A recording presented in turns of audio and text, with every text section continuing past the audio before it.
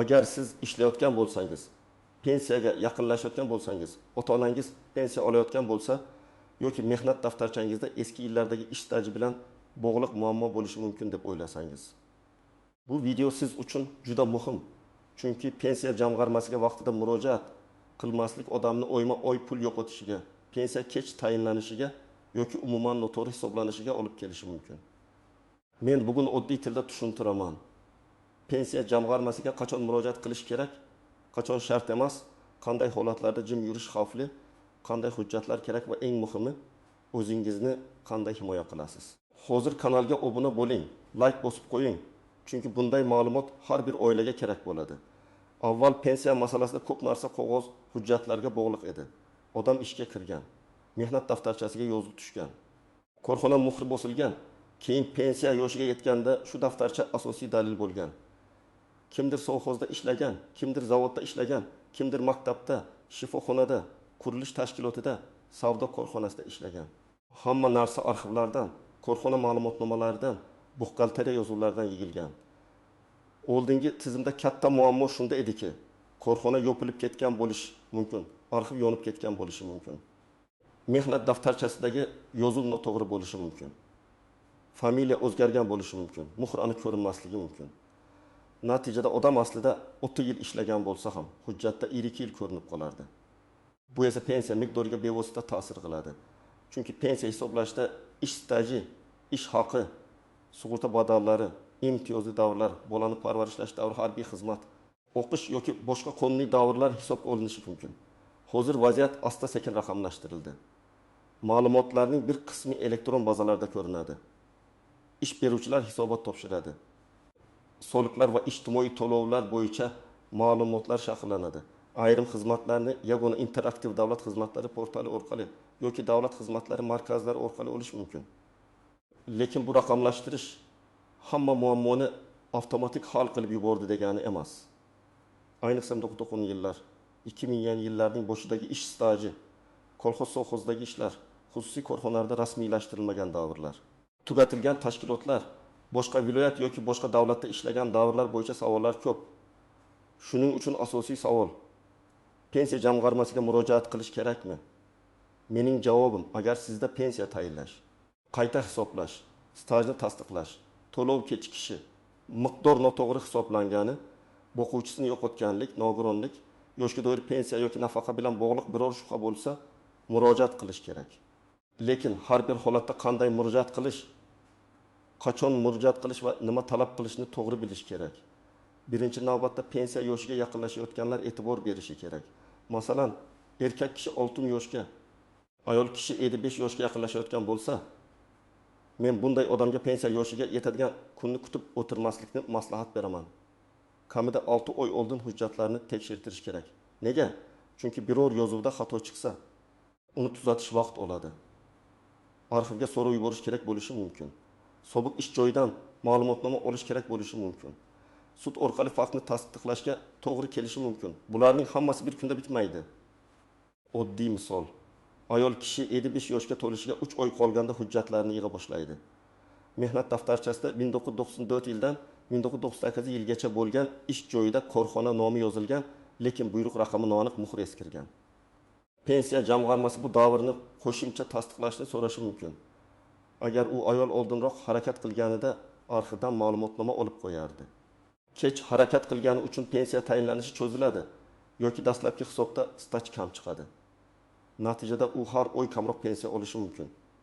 Ikkinchi guruh mehnat daftarchasida uzilishlar ko'p bo'lgan odamlar. Masalan, bir kishi 1998 yilda ish boshlagan, 1992 yilda korxona yopilgan, keyin 1995 yilda boshqa joyda ishlagan, 1998 yilda xususiy firmaga o'tgan, 2003 yilda yana davlat tashkilotiga kirgan. Bunday tarjimai holda stajni to'g'ri tiklash muhim. Agar har bir ish davri aniq tasdiqlanmasa, pensiya bazasi kamayib ketadi.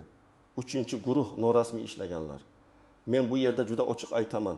Agar odam yillar davomida ish haqi olgan, lekin u rasmiylashtirilmagan bo'lsa, pensiya hisobida bu davr ko'rinmasligi mumkin. Masalan, qurilishda 10 yil ustachilik qilgan, lekin mehnat shartnomasi bo'lmagan, soliq va ijtimoiy to'lovlar o'tkazilmagan. Bunday holatda pensiya jamg'armasiga borib, men ishlaganman deyishning o'zi yetmaydi. Dalil kerak bo'ladi. Shuning uchun hali pensiyaga chiqmagan odamlar hozirdan ishini rasmiylashtirishga, to'lovlar o'tayotganini tekshirishga odatlanishi kerak. 4-guruh boshqa hududda yoki boshqa davlatda ishlaganlar. Masalan, fuqaro Toshkentda tug'ilgan, keyin Qashqadaryoda ishlagan. Keyin Rossiyada bir necha yil rasmiy ishlagan, yana O'zbekistonga qaytgan. Bunday holatda ish stajini qaysi davrlar bo'yicha hisobga olish, xalqaro kelishuvlar, ma'lumotnomalar, tarjimalar tasdiqlash tartibi muhim bo'lishi mumkin. Men har doim shunday deyman. Boshqa davlatda ishlagan bo'lsangiz, u yerdagi hujjatlarni yo'qotmang. Mehnat shartnomasi, ish haqi ma'lumotnomasi, sug'urta to'lovlari bo'yicha ma'lumot, tashkilot ma'lumotlari keyin juda kerak bo'ladi. 5-guruh ayollar, ayniqsa farzand parvarishi bilan bog'liq davrlar bo'lganlar. Ko'p ayollar men uyda o'tirganman, bu hisobga kirmaydi deb o'ylaydi. Lekin qonunchilikda ayrim davrlar muayyan tartibda ish stajiga qo'shilishi mumkin. Masalan, bola parvarishi davri agar qonunda belgilangan shartlarga mos kelsa, e'tiborga olinadi. Lekin bu ham avtomatik ravishda mukammal ko'rinadi degani emas. Tug'ilganlik guvohnomalari, ish joyi bilan bog'liq buyruqlar, ta'til davri haqidagi ma'lumotlar kerak bo'lishi mumkin. 6-guruh pensiya allaqachon tayinlangan, lekin miqdoridan shubhalanayotganlar. Men ko'p uchratadigan holat, odam 5 yildan beri pensiya oladi, lekin qo'shnim mendan kam ishlagan, pensiyasi ko'proq deydi. Bu gap har doim ham adolatli taqqoslash emas. Chunki pensiya miqdoriga faqat yil soni emas, ish haq bazasi ham ta'sir qiladi. Lekin shubha bo'lsa tekshirtirish kerak. Pensiya jamg'armasiga yozma murojaat qilib, pensiya qanday hisoblanganini, qaysi staj davrlari olinganini, qaysi ish haqi davri asos qilinganini tushuntirib berishni so'rash mumkin. Keling, raqamli misol qilamiz. 2 ayol o'tgan yil ishlagan. Birinchisi ko'p yillar minimal ish haqi atrofida maosh olgan. Ikkinchisi esa oxirgi yillarda yuqoriroq rasmiy maosh olgan, to'lovlar to'g'ri o'tgan. Ikkalasining staji bir xil bo'lsa ham pensiya miqdori farq qilishi mumkin. Endi boshqa misol, bir erkak aslida 35 yil ishlagan. Lekin hujjatda 28 yil tasdiqlangan. Uning pensiyasi to'g'ri hisoblangan bo'lsa ham, noto'g'ri ma'lumot asosida hisoblangan bo'ladi. Agar u yetishmayotgan 7 yilni isbotlasa, pensiya qayta ko'rib chiqilishi mumkin. Mana shuning uchun murojaat qilish kerak yoki kerak emasligi odamning vaziyatiga bog'liq. Kim xavotir olmasa ham bo'ladi. Agar siz hali yosh bo'lsangiz, rasmiy ishlayotgan bo'lsangiz, ish beruvchi bilan mehnat shartnomangiz bor bo'lsa, oylik rasmiy tutsa, elektron ma'lumotlaringiz to'g'ri bo'lsa, hozircha har oy pensiya jamg'armasiga yugurishingiz shart emas. Lekin umuman beparvo bo'lish ham noto'g'ri. Yiliga kamida bir marta o'zingiz haqingizdagi mehnat va to'lov ma'lumotlarini tekshirib turing.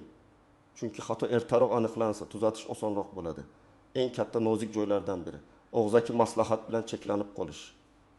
Fuqaro pensiya jamg'armasiga boradi, xodimdan so'raydi. Xodim og'zaki javob beradi, fuqaro qaytadi. Keyin bir oy o'tadi, 2 oy o'tadi, muammo hal bo'lmaydi. Men bunday holatda doim aytaman, muhim masalada yozma murojaat qiling. Chunki yozma murojaat ro'yxatga olinadi.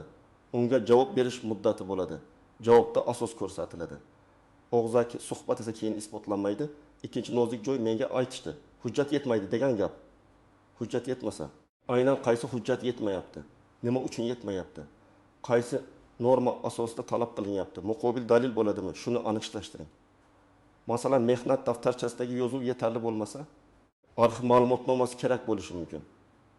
Arxivda ma'lumot topilmasa, sud orqali mehnat faoliyati faktini tasdiqlash masalasi ko'rib chiqilishi mumkin. Lekin bularni har bir holatda huquqiy tartib bo'yicha baholash kerak. 3-nozik joy, familiya, ism. Otasining ismi o'zgargan holatlar.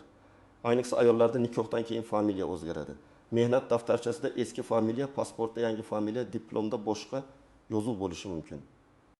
Agar hujjatlar o'rtasidagi bog'liqlik aniq ko'rsatilmasa, stajni tasdiqlashda savol tug'iladi. Shuning uchun nikoh guvohnomasi, familiya o'zgarganini tasdiqlovchi hujjatlar, tug'ilganlik guvohnomasi kabi hujjatlarni tayyorlab qo'yish kerak. 4-nozik joy, korxona nomi o'zgargan bo'lishi. Masalan, bir zavod avval bir son mexanika zavodi bo'lgan, keyin aksiyadorlik jamiyatiga aylangan, keyin boshqa tashkilotga qo'shilgan. Mehnat daftarchasida bir nom, arxivda boshqa nom, soliq ma'lumotda 3-nom chiqishi mumkin. Bu xato degani emas, lekin bog'liqlikni tasdiqlash zarur bo'lishi mumkin. Bunday vaziyatda korxonaning qayta tashkil etilgani, nomi o'zgargan huquqiy vorisi kimligi haqida ma'lumot kerak bo'ladi. 5-nozik joy, pensiya tayinlash sanasi. Ko'p odam pensiya yoshiga yetadi, lekin keyinroq boraman deb yuradi. Bu yerda ehtiyot bo'lish kerak. Pensiya odatda murojaat qilingan vaqt va qonunda belgilangan tartib asosida tayinlanadi. Agar odam vaqtida murojaat qilmasa, ayrim to'lovlardan kechikib qolishi mumkin. Shuning uchun pensiya yoshiga yetadigan kuningiz yaqinlashsa, hujjat tayyorlashni oldindan boshlang. 1 yil o'tib boraman, baribir hammasini berishadi deb o'ylash xavfli. 6-nozik joy, qayta hisoblash. Pensiya tayinlangandan keyin yangi hujjat topilishi mumkin. Masalan, fuqaro pensiyaga chiqqanida 25 yil staj tasdiqlangan. 2 yildan keyin arxivdan yana 5 yillik ish staji topildi. Bunday holatda pensiya jamg'armasiga qayta hisoblash bo'yicha murojaat qilish mumkin. Lekin qayta hisoblash qaysi sanadan? Qanday tartibda amalga oshirilishi masalasi alohida ko'riladi. Muhimi, yangi dalilni rasmiy tarzda taqdim etish kerak. 7-nozik joy, nogironlik pensiyasi va nafaqalar. Bu masala yoshga doir pensiyadan farq qiladi. Bu yerda tibbiy mehnat ekspertizasi, nogironlik guruhi, ish staji, sabab, muddat, qayta ko'rik kabi masalalar bor. Agar nogironlik belgilanib, to'lov bo'yicha savol tug'ilsa, faqat pensiya jamg'armasiga emas, balki tibbiy komissiya hujjatlariga ham e'tibor berish kerak. Bitta hujjatdagi xato butun to'lovga ta'sir qilishi mumkin. 8-nozik joy, bo'g'uvchisini yo'qotganlik pensiyasi.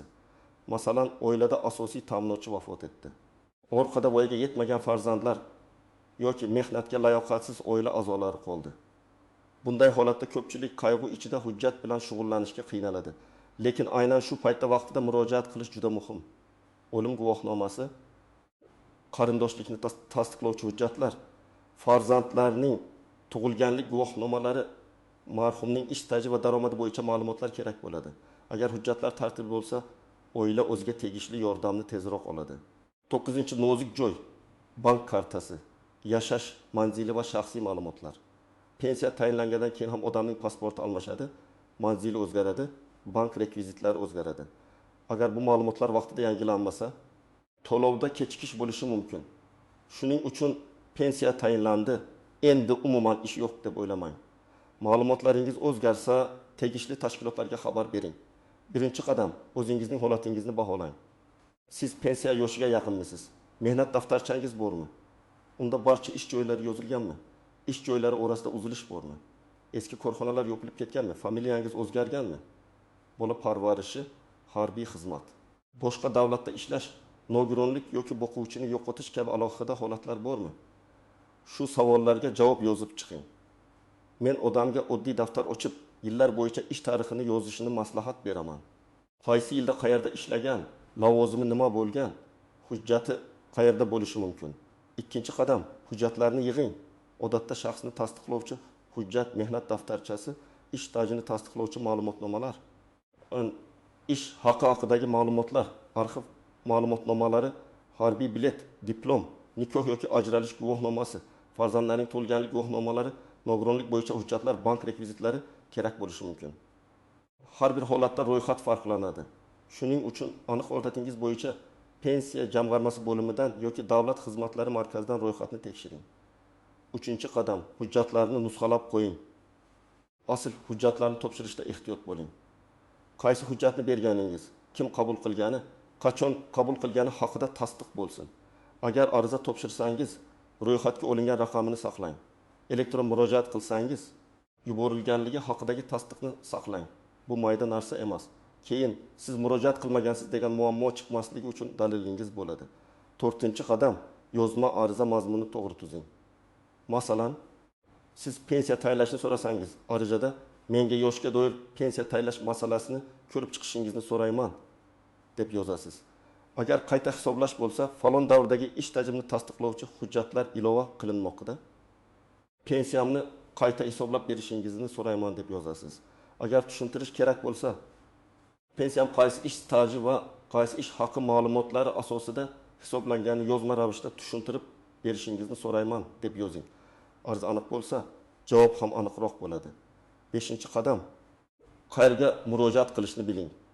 Odatda yashash joyingizdagi pensiya jamg'armasi bo'limiga murojaat qilishingiz mumkin. Shuningdek, ayrim xizmatlar, davlat xizmatlari markazlari yoki elektron davlat xizmatlari orqali amalga oshiriladi. Agar mahallangizda ijtimoiy xodim yoki tegishli mas'ul bo'lsa, dastlabki yo'l yo'riq olishingiz mumkin. Lekin muhim qarorlar bo'yicha rasmiy murojaatni unutmang.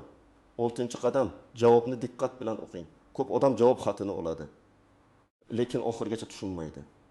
Unda qaysi davr qabul qilingan, qaysi davr rad etilgan, nima sababdan rad etilgan, qanday hujjat so'ralgan, shikoyat qilish tartibi bormi, bularning hammasiga qarang. Agar javob tushunarsiz bo'lsa, yana tushuntirish so'rang. Agar javob qonunga zid deb o'ylasangiz, yuqori turuvchi organga yoki sudga murojaat qilish imkoniyati bor. 7-qadam, arxiv bilan ishlashni kechiktirmang. Eski ish joyingiz tugatilgan bo'lsa, hujjatlar davlat arxivida yoki tashkilotning huquqiy bo'risida bo'lishi mumkin. Arxivga so'rov yozishda ish joyining to'liq nomi, ishlagan davringiz, lavozimingiz, tug'ilgan sanangiz, pasport ma'lumotlaringiz, o'sha davrdagi familiyangizni ko'rsating. Ma'lumot qancha aniq bo'lsa, topish ehtimoli shuncha yuqori bo'ladi. 8-qadam, farzandlaringiz va yaqinlaringizga ham tushuntiring. Pensiya masalasi faqat keksa odamning o'zi hal qiladigan ish emas. Ko'p ota-onalar hujjatni tushunmaydi. Elektron xizmatlardan foydalana olmaydi. Ariza yozishda qiynaladi. Farzandlar yordam bersa, katta xatolarning oldi olinadi. Men har bir oilaga tavsiya qilaman. Ota-onangizning mehnat daftarchasini, eski hujjatlarini bir marta ko'rib chiqing. Qaysi korxonada ishlaganini so'rab, ro'yxat qilib qo'ying. Bu bugun oddiy ishdek ko'rinadi, lekin ertaga juda katta foyda beradi. 9-qadam, ish beruvchingizdan rasmiylikni talab qiling. Hozir ishlayotganlar uchun eng katta maslahat shu: oylikni qo'lda olsam ham bo'ladi degan fikrdan ehtiyot bo'ling. Bugun sizga biroz qulay tuyulishi mumkin, lekin ertaga pensiya hisobida zarar ko'rasiz. Rasmiy ish haqi qancha to'g'ri ko'rsatilsa, sug'urta va soliq ma'lumotlari qancha to'g'ri yuritilsa, kelajakdagi ijtimoiy himoyangiz shuncha mustahkam bo'ladi.